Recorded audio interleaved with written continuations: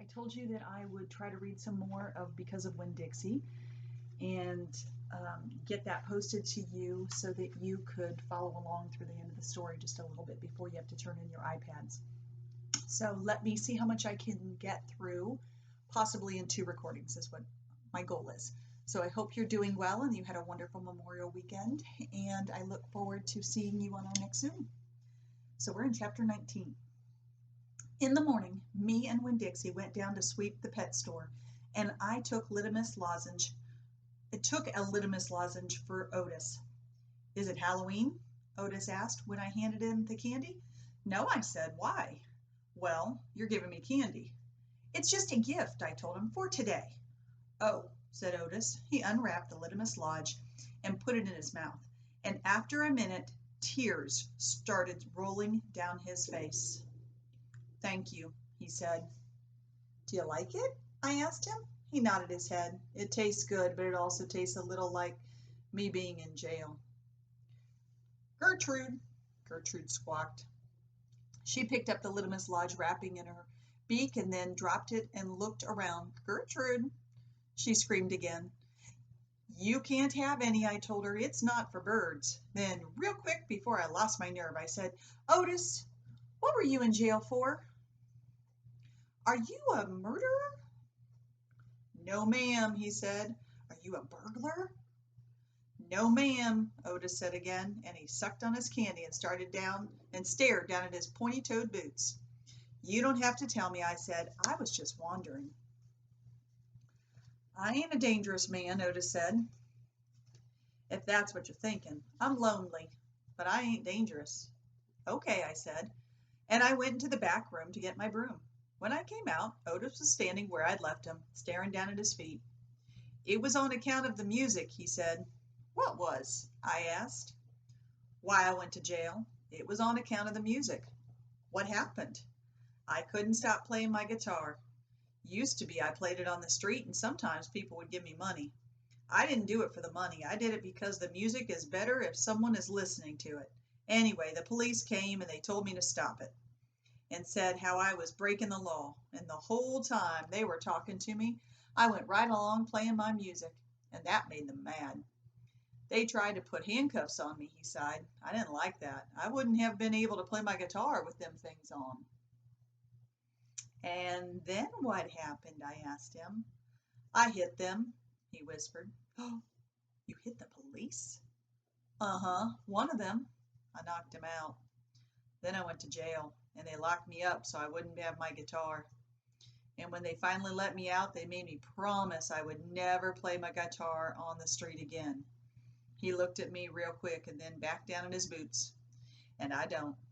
I only play it in here. For the animals, Gertrude, the human Gertrude, she owns this shop, and she gave me this job when she read about me in the paper, and she said it's all right for me to play music for the animals. You play your music for me and Winn Dixie and Sweetie Pie, I said. Yeah, he agreed, but you ain't on the street. Thank you for telling me about it, Otis, I said. It's all right, he said. I don't mind. Sweetie Pie came in and I gave her a litmus lozenge and she spit it out right away and said it tasted really bad. She said it tasted like not having a dog. Oh, I swept the floor real slow that day. I wanted to keep Otis company. I didn't want him to be lonely. Sometimes it seemed like everybody in the world was lonely. I thought about my mama. Thinking about her was the same as that hole you keep on feeling when you're with your tongue after you lose a tooth. Time after time, my mind kept going to that empty spot, the spot where I felt like she should be. That is a great analogy. That's how she felt about missing her mom, is her tongue going to that empty spot in her mouth where the tooth used to be. Chapter 20. When I told Gloria Dump about Otis and how he got arrested, she laughed so hard she had to grab hold of her false teeth so they wouldn't fall out of her mouth. Woo-wee, she said when she was finally done laughing. That is sure some dangerous criminal. He's a lonely man, I told her. He just wants to play his music for somebody. Gloria wiped her eyes with the hem of her dress. I know it, sugar, she said, but sometimes things are so sad they just get to be funny. You know what else I said? Still thinking about sad things. That girl I told you about, the pinch-faced one, Amanda, well, her brother drowned last year. He was only 5 years old, the same age as Sweetie Pie Thomas. Gloria stopped smiling. She nodded her head. I remember hearing about that, she said.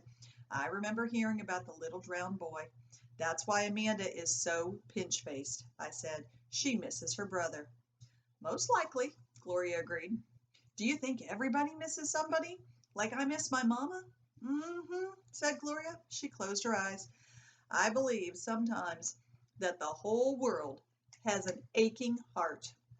I wouldn't stand to think about sad things. I couldn't stand to think about sad things that couldn't be helped anymore. So I said, do you want to hear some more Gone with the Wind? Yes, indeed, Gloria said. I've been looking forward to that all day. Let me see what Miss Scarlet is up to now. Miss Scarlet is a character in Gone with the Wind. I opened up Gone with the Wind and started to read, but the whole time I was thinking about Otis, worrying about him not being allowed to play his guitar for people. In the book, Scarlet was looking forward to going to a big barbecue where there was going to be music and food. That's how I got the idea. That's what we need to do, I said. I slammed the book shut. Winn Dixie's head shot up from underneath Gloria's chair. He looked around all nervous like. Huh, said Gloria Dump. Have a party, I told her. We need to have a party and invite Miss Franny Block and the preacher and Otis can play his guitar for everybody. Sweetie Pie can come too. She listens to his music. We who? Gloria asked. We, me and you. We can make some food and have a party right here in your yard. Said Gloria Dump. We could make peanut butter sandwiches and cut them in triangles and make them look real fancy. Oh, Lord, said Gloria Dump. I don't know if the whole world likes peanut butter as much as you and me and this dog. Okay, I said. We could make egg salad sandwiches. Adults like those. You know how to make egg salad? No, ma'am, I said. I don't have a mama around to teach me things like that. But I'll bet you know how. I'll bet you could teach me, please. Maybe, said Gloria Dump, but she put on her Winn Dixie's. But she put her hand on Winn Dixie's head. She smiled at me. I knew she was going to tell me yes. Thank you, I said. I went over and hugged her. I squeezed her really hard. Winn Dixie's tail wagged as he tried to get between the two of us. He couldn't stand to be left out of anything. It's going to be the best party ever, I told Gloria. You got to make me one promise, though, Gloria said. All right, I told her. You got to invite them Dewberry boys. Dunlap and Stevie? Ain't going to be no party unless you invite them. I have to? Yes, said Gloria Dump. You promise me. Oh, I promise, I said. I don't like the idea, but I do promise. I started inviting people right away. I asked the preacher first. Daddy, I said. Opal, the preacher said back. Daddy, me and Winn Dixie and Gloria Dump are having a party. Well, said the preacher, that's nice. You have a good time. Daddy, I said, I'm telling you because you're invited. Oh, said the preacher. He rubbed his nose. I see. Can you come? I asked him. He sighed. I don't know why not, he said. Miss Franny Block took to the idea right away. A party, she said, and clapped her hands together. Yes, ma'am, I told her. It will be kind of like the barbecue at 12 Oaks and Gone with the Wind, only it's not going to be as many people, and we're going to serve egg salad sandwiches instead of barbecue. That sounds just lovely, Miss Franny said. And then she pointed at the back of the library and whispered, maybe you should ask Amanda, too. She probably won't want to come, I said. She doesn't like me very much. Ask her and see what she says, Miss Franny whispered.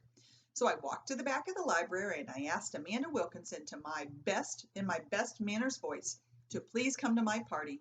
She looked around, all nervous and stiff. A party? She said. Yes, I said. I sure would like it if you could come. She stared at me with her mouth open. Okay, she said after a minute. I mean, yes, thank you. I would love to. And just like that, I promised Gloria, I asked the Dewberry boys. I ain't going to no party at a witch's house, Stevie said. Dunlap knocked Stevie with his elbow. We'll come, he said. We will not, said Stevie. That witch might cook us up in some big old witch's pot. I don't care if you come or not, I told them. I'm just asking you because I promised I would. We'll be there, said Dunlap, and he nodded at me and smiled. Sweetie Pie was very excited when I invited her. What's the theme? She asked. Well, there isn't one, I said. You've got to have a theme, she told me. She sucked her knuckle with her mouth and pulled it out. It ain't a party without a theme. Is this dog coming? She asked. She wrapped her arms around Winn Dixie and squeezed him so hard that his eyes almost popped out of his head. Yes, I told her. Good, she said. You could make that the theme. It could be a dog party. I'll think about that, I told her. The last person I asked was Otis. I told him all about the party and that he was invited, and he said no thank you. Why not? I said. I don't like parties, said Otis. That dog thinks we making these sandwiches for him, said Gloria Dump. Whoops. I think I skipped a page. Yes, I did. Please, I begged. It won't be a party unless you come.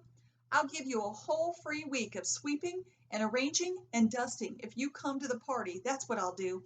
A whole week for free? Otis said, looking up at me. Yes, sir, I told him. But I don't have to talk to people, right? No, sir, I said.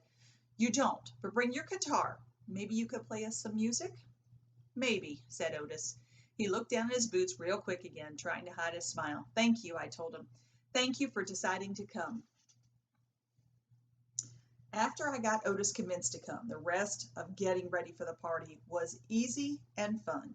Me and Gloria decided to have the party at night when it would be cooler. In the afternoon, before we worked in Gloria's kitchen and made egg salad sandwiches. We cut them up in triangles and cut off the crust and put little toothpicks and frilly tops in them. Winn Dixie sat in the kitchen and looked at us the whole time. He kept on wagging his tail. That dog thinks we're making these sandwiches for him, said Gloria Dump. Winn Dixie showed Gloria all his teeth. These ain't for you, she told him. But when she thought I wasn't looking, she gave Winn Dixie an egg salad sandwich without the toothpick. We also made punch. We mixed together orange juice and grapefruit juice and soda in a big bowl. Gloria called it Dump Punch. She said that it was world famous for it, that she was world famous for it, but I had never heard of it before. The last thing we did was decorate the yard all up. I strung pink and orange and yellow crepe paper in the trees to make it look fancy. We also filled up the paper bags with sand and put candles in them. And right before it was time for the party to start, I went around and lit the candles. It turned Gloria Dump's yard into a fairy tale. Said Gloria Dump, looking around. Even everybody with bad eyes can tell it looks good. Even somebody with bad eyes can tell it looks good. It did look pretty. It looked so pretty that it made my heart feel funny. All swollen and full, I wished desperately that I knew where my mama was so she could come to the party too. We're going to stop there.